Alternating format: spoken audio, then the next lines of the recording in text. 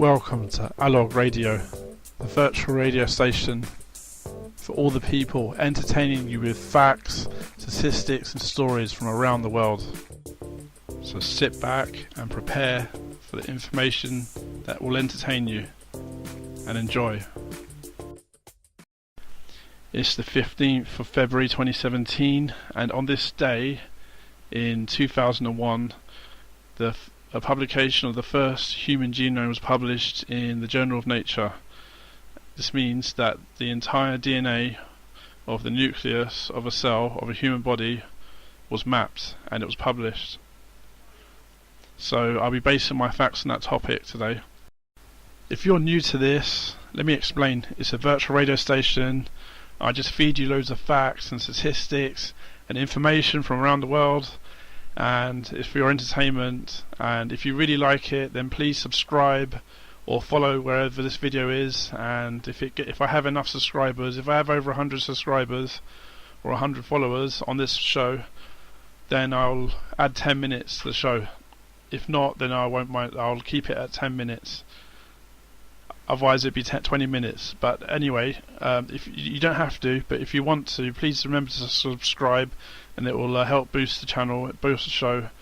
And one day we hope to be a real radio station. So I'll get straight to the facts, shall I?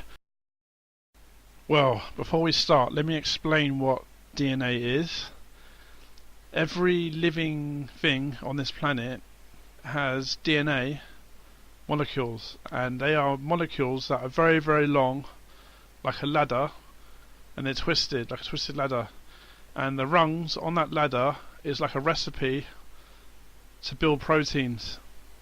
So it's like the code to generate a living thing, and every living thing, whether it's bacteria or a tree or a human, it is encoded by DNA. And there's every bit of DNA in your body is interpreted by little micro machines that the DNA is encoded already itself, so it's self-replicating. And so everything about you, your personality, the way your brain works, every protein in your body, and every single cell, and the way the proteins work together, even like whether it's hemoglobin in the blood, whether it's the hair in your head, whether it's the pigment in your eyes, it's all controlled by DNA. And we'll get into that, and I'm going to be reading the facts about DNA from a website called about.com and a subfolder called chemistry, and there's 10 interesting facts about DNA. And the first one is, even though it codes for all the information that takes up an organism, DNA is built using only 4 building blocks or nucleotides: adenine, guanine, thymine, and cytosine. Yes, these I'm aware of this already, but these are nitrogen compounds mostly. I think all of them contain nitrogen and oxygen, I think, as well, and hydrogen. And there's only 4 of them. And if I remember correctly from this book, what it does is there's a micro machine, protein machine, that reads the rungs. First, what it does is it makes a copy of it, like of that piece, and it's like an RNA, like a half of a DNA. And then it reads the RNA, and it reads 3 of these chemicals at a time. And then when it reads them, it doesn't read them with the way we read things. It has like little things that attach to them and touch them, and it can. It's not clear exactly how it does it, but many people think it sends a current, small electrical current through these 3 at a time, and each 3 of these molecules, they're arranged in pairs on the DNA, and when it reads all the 3 of them, it actually it's like it represents amino acids, and there's about 20 amino acids, so they're arranged in 20 different ways. And some of the ways it's arranged it's just to make it start and to stop, like on a code on a computer, start, begin and end. So it behaves a lot like the code on a computer, and so it'll take the amino acids and from the recipe and join them together end to end, and then they fold themselves into they form into protein, and the protein strand folds itself into a shape, into a configuration on its own as it leaves the nucleus, the surface of the nucleus, and then or in DNA it's not the surface, there's no nucleus, and then that's the protein, and that's how it works. Here's the second fact: every single human being on Earth shares their DNA similarities by 99%. So 99% of your DNA is identical to every other human being's DNA. This sounds crazy, but until you think about the sheer size of the DNA, the length of the molecule. So like even 1% of your DNA is very long. It could be hundreds and maybe thousands of differences.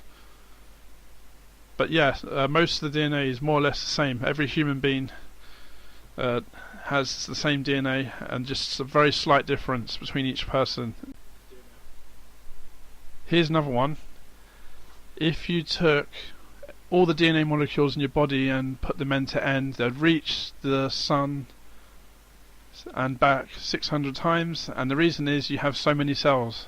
They're not long on their own, they're about, I think they're like a few meters, but you have trillions of cells. Here's another one. A parent and a child share 99.5% of the same DNA. Again, there's not much difference between each person, and especially if it's your own child, there's hardly any difference in your DNA.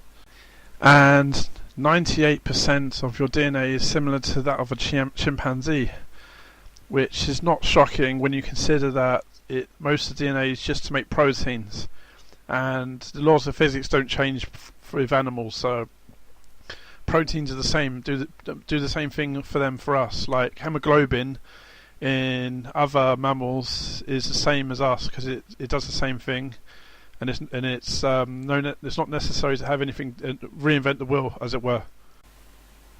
If you typed 60 words per minute for 8 hours per day, it would take you 50 years to type out the human genome.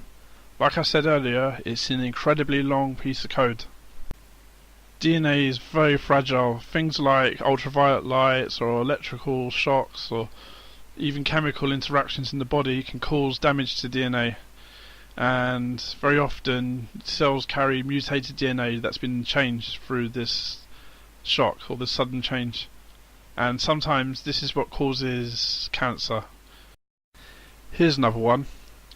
Scientists at Cambridge University believe that humans have DNA in common with the mudworm, and that is the closest invertebrate genetic relative to us. In other words, you have more in common genetically speaking with a mudworm than you do with a spider or octopus or cockroach. That's interesting. And here's another one. Humans and cabbage share about 40 to 50% common DNA. This is go back to what I said earlier, that at a cellular level, all the machinery that makes the cell run is very similar in most cells. So the proteins that move molecules from the surface of the cell to the middle, and the protein that stores energy, and the protein that builds the membranes is coded the same way, whether you're a plant or a animal. There's certain things in a cell at a cellular level that work the same way in all living things, and that's why the DNA is similar, because the protein machines that they build do the same things. And finally, I leave you with this fact. I can't pronounce his name properly, I think. Let me read it out. Friedrich Miescher discovered DNA in 1869, although scientists did not understand DNA was the genetic material in cells until 1943. Prior to that time, it was widely believed that proteins stored genetic information. That's quite interesting. So, it sounds logical as well, I guess. Well, that's all the facts I have for you today on DNA. And I hope if you like what you heard, then remember to subscribe or follow the page it's attached to. and if I have more than 100 subscribers, I'll add 10 minutes to the show and you'll get more facts. So until next time, I wish you all the best and hope to see you again, but goodbye.